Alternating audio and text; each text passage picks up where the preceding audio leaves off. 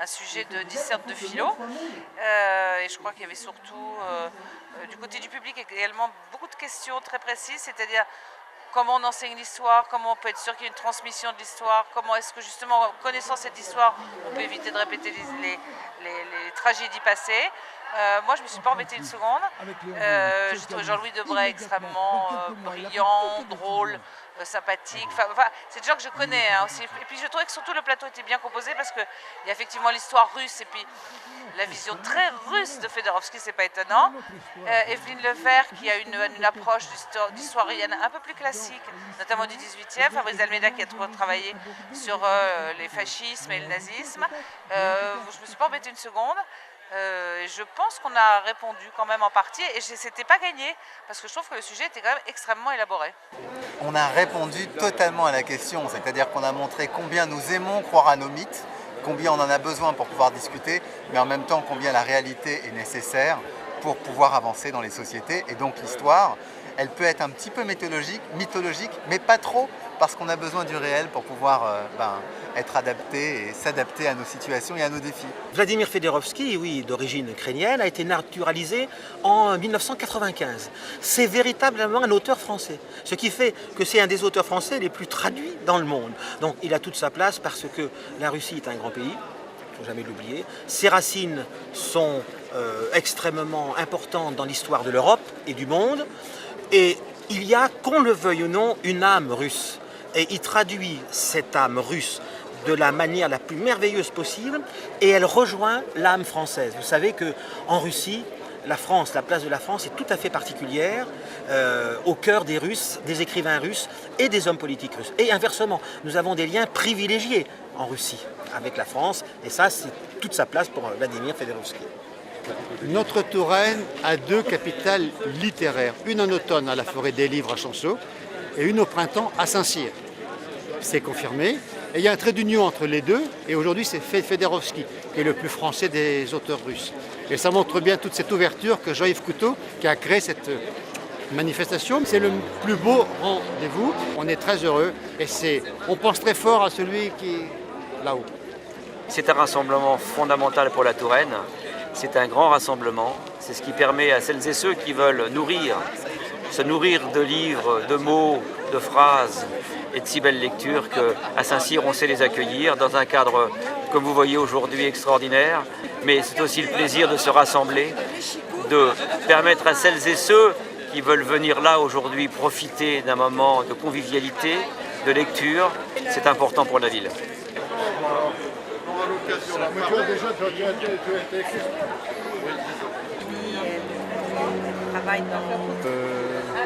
Monsieur Debray, et toi? C'est plaisir de t'accueillir. Vraiment, ça me fait plaisir. Bonjour. Il voulait absolument vous connaître. Il dit que c'était très Jean-Louis m'a beaucoup parlé de vous et il m'a dit je vais essayer. Très très sympa, c'est chaleureux, c'est pas un très grand chapiteau donc tous les auteurs se voient comme pour la plupart d'entre nous on se connaît, mais on a l'impression un peu d'être en famille. Et puis le public est là, malgré le beau temps on pourrait s'imaginer qu'il va faire autre chose que venir au salon, mais non, les gens sont là, très, très accueillants, c'est très chaleureux. J'adore venir ici, pas seulement pour des raisons personnelles, parce que ça permet de rencontrer des vrais lecteurs, pas seulement les gens qui viennent pour prendre des photos, faire signer les autographes.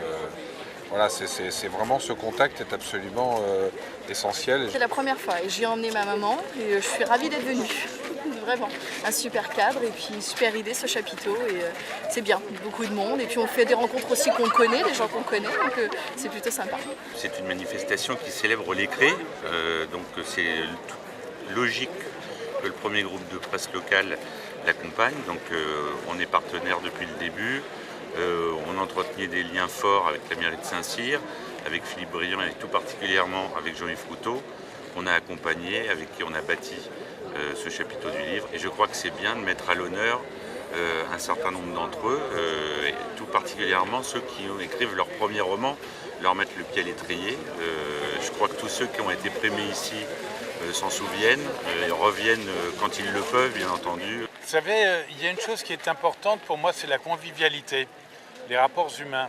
Et c'est la première fois que je viens ici. On m'avait parler de ce climat qui se dégage, de ce salon très particulier.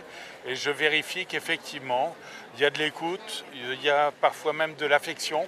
Et ça, c'est très important, mais pas simplement avec des lecteurs qui viennent voir les auteurs, parce que ça, c'est assez légitime, mais les auteurs entre eux et les gens qui se parlent. Moi, je trouve ça formidable à un moment où on a tendance à se replier un peu sur soi-même. C'est une absurdité, car à la vérité, ils sont assez notoires pour accueillir quelque temps les amours débutants, les amoureux qui spéculent. Dans mon âme rappris s'envole à l'horizon, vers celle de Gavroche et le Mimi Vincent, celle des Titi. Parce que Brassens, c'est l'histoire de France, c'est l'humour, c'est la désinvolture. Quand on aime Brassens, on peut passer qu'un bon moment. Je ne m'attendais pas à ce qu'il y ait autant de monde, mais j'étais agréablement surpris. Et puis, en fait, je peux avouer, c'est la première fois que je chante en solo devant autant de monde à la fois. Et pour moi, ça s'est bien passé, c'était très agréable. Les gens réagissaient, on s'est bien marré ensemble, c'est le principal, quoi. Que les auteurs, ils aiment bien qu'on leur donne notre avis, rencontrer les gens qui les lisent. Et ceux que j'ai achetés l'année dernière, j'ai été leur dire que j'avais bien aimé leur livre et ça leur fait plaisir. Deux sur le live, je vais juger. Une fois, 550. Deux fois, pas de regret. C'est vu? Non? 550 au 10-32. Je suis particulièrement honoré d'être à côté de ce grand maire qui a fait de cette ville une ville emblématique de la culture. C'est la vraie France que j'aime, que tu représentes, que vous avez fait avec ce salon, qui a porté la culture au pinacle. C'est la France qui assume la grande tradition de la littérature française, et tous les meilleurs sont là. Aujourd'hui, Saint-Cyr, c'est la capitale culturelle de la France. Vous savez, c'est formidable pour nous de nous trouver à cette 9e édition et d'avoir Vladimir Fodorovski comme président de cette manifestation.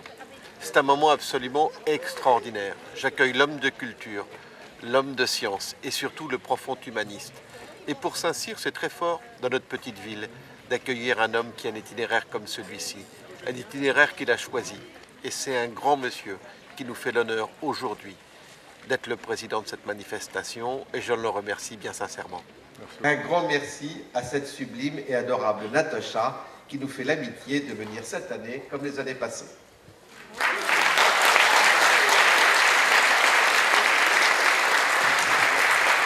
Traversant un grand genévrier, traversant un grand genévrier, virgule,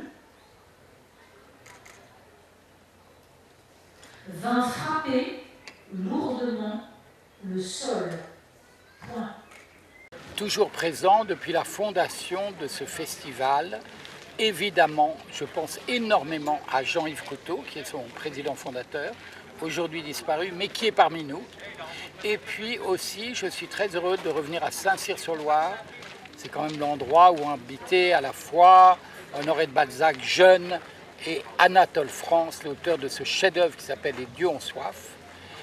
Et aussi un grand bonheur de recevoir aujourd'hui un prix, le prix du livre de l'été, pour mon dernier ouvrage qui s'appelle « Déshabillons l'histoire de France ».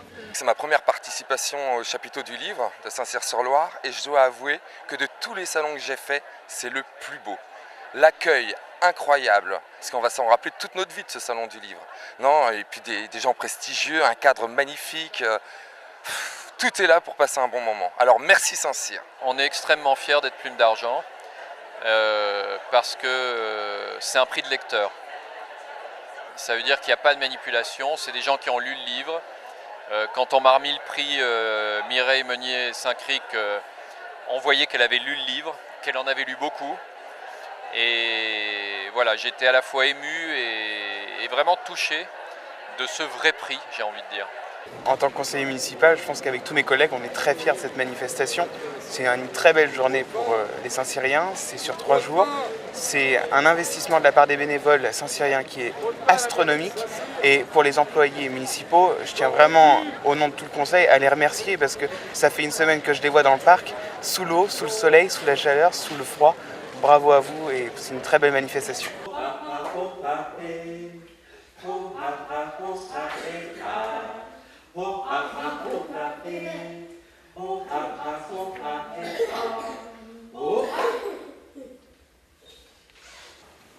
Qui a parlé? Oui.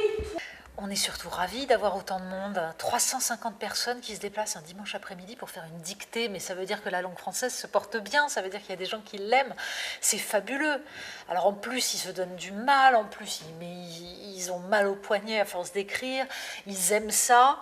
J'essaye de leur choisir des textes qui soient des beaux textes, qui leur permettent d'entendre ce que la littérature nous a donné de plus magnifique.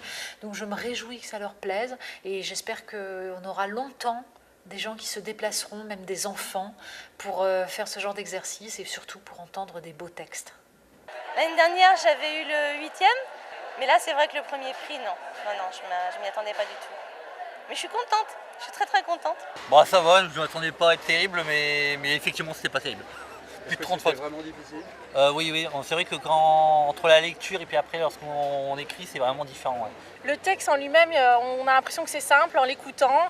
Et puis en plus, la gloire de mon père, voilà, on l'a tous lu. Et on ne s'est jamais aperçu de toutes les subtilités qu'il pouvait y avoir, surtout les temps. C'est surtout les temps qui nous a, qui a été compliqué. Pas assez simple et tout, donc bon. Mais c'est agréable. Super. En plus, ce cadre est très agréable.